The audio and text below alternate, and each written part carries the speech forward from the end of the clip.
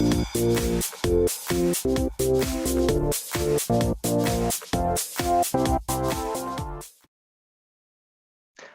thing that we can do with antiderivatives is we can find a specific antiderivative. If I know the derivative of a function and I know some other initial condition, then I can use that initial value or the initial condition to find a constant. And that gives me a specific antiderivative instead of a class of antiderivatives. Let's look at an example.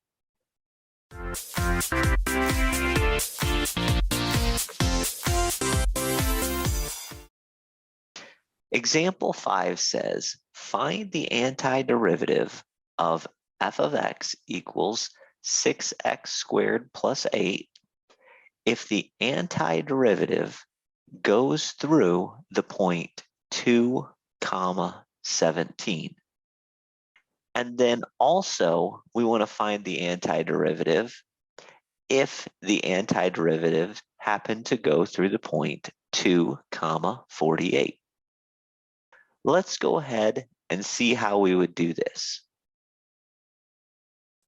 What we will do is we will begin finding the indefinite integral of f of x. So that means we want to find the indefinite integral of 6x squared plus 8. Remember, we say we are integrating 6x squared plus 8.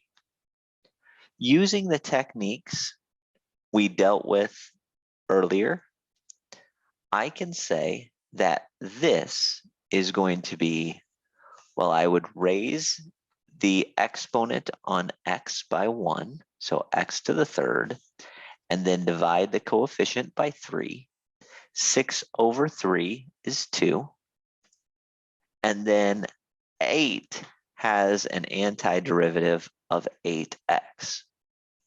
That means the indefinite integral is 2x to the third plus 8x plus c.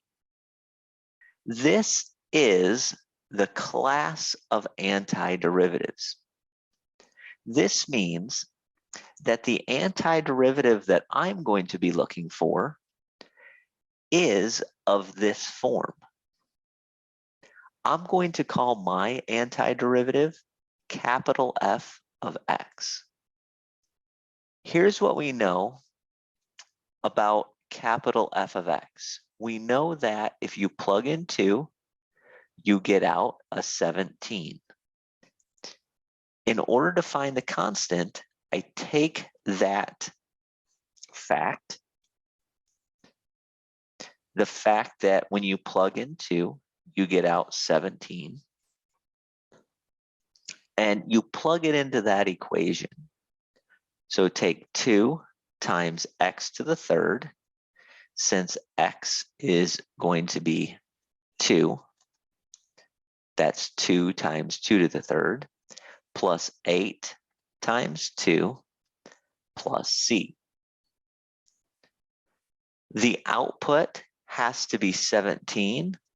This yields an equation that I can solve for c, namely 17 is equal to 2 times 2 to the third power plus 8 multiplied times 2 plus c.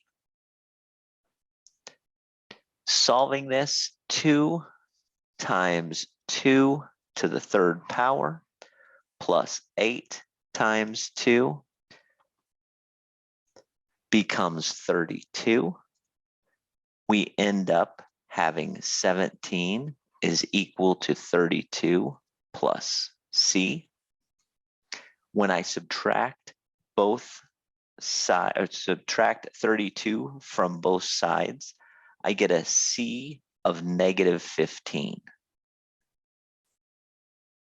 That means the specific antiderivative that we were looking for is 2x to the third plus 8x minus 15. That's how we go about finding a specific antiderivative. We find the indefinite integral, and then we use some initial condition to determine what the value of c is. Generally speaking, it's going to be some point that I know the antiderivative goes through. We can do the same process using any point we want. Obviously here, I have the same lowercase f of x. When I take the indefinite integral and I integrate 6x squared plus 8, I get the same thing. I end up with 2x to the third plus 8x plus a constant. My class of antiderivatives have this form. If I know the antiderivative goes through the point 248, I can simply plug in 2, and the output should give me 48. So 48 is equal to 2 times 2 to the third plus 8x plus c. X here, again, is just 2. So everywhere I see an x, I replace with 2. The same calculations apply. We get 48 is equal to 32 plus c. Subtract 32 from both sides. 48 minus 32 becomes a positive 16. In this case, my constant has to be 16. That means the specific antiderivative that we were looking for is going to be capital F of x equals 2x to the third plus 8x plus 16. This allows us not just to integrate, but to find specific antiderivatives if we choose to do so.